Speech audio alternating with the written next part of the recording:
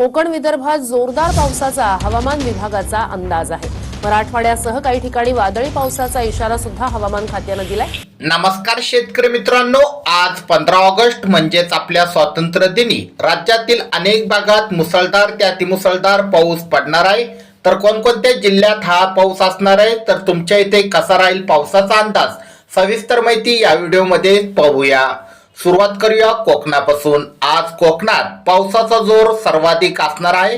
रायगड आणि रत्नागिरी या जिल्ह्यांमध्ये काही ठिकाणी अतिमुसळधार पावसाचा अंदाज असून सतर्कतेचा इशारा देण्यात आला आहे।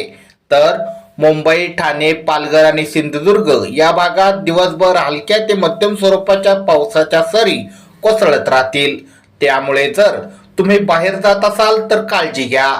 शेतकरी मित्रांनो, त्यानंतर आता वळूया विदर्भाकडे। विदर्भातील शेतकरी बांधवांसाठी महत्त्वाची बातमी आहे।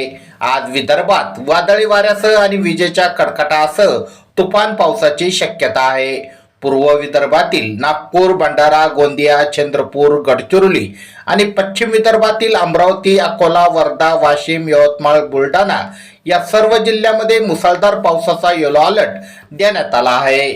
शेतकरी मित्रांनो, मध्य महाराष्ट्रात पुणे, सातारा आणि कोल्हापूरच्या घाटमाता परिसरात मुसळधार पाऊस पडेल, पण शहरात किंवा मैदानी भागात केवळ हलक्या सरी अपेक्षित आहेत। खानदेशातील नाशिक, धुळे आणि जळगाव इथे मध्यम पाऊस होईल।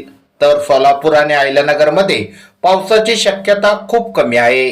मराठवाड्याचा विचार केला तर छत्रपती संभाजीनगर, जालना, परभणी आणि नांदेड भागात आकाश ढगाळ राहून किरकोळ ते मध्यम पाऊस पडू शकतो। उर्वरित मराठवाड्यात पाऊस ओसरलेला दिसेल। तर शेतकरी मित्रांनो, असा होता आजचा जिल्ह्यानीय हवामान अंदाज।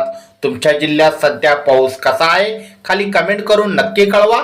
अशाच प्रकारचे दररोजचे हवामान अंदाज तुमच्या मोबाईलवर बघण्यासाठी आत्ताच आपले चॅनल सबस्क्राईब करा आणि हा व्हिडिओ जास्तीत जास्त शेतकऱ्यांना शेअर करा। जय हिंद, जय महाराष्ट्र।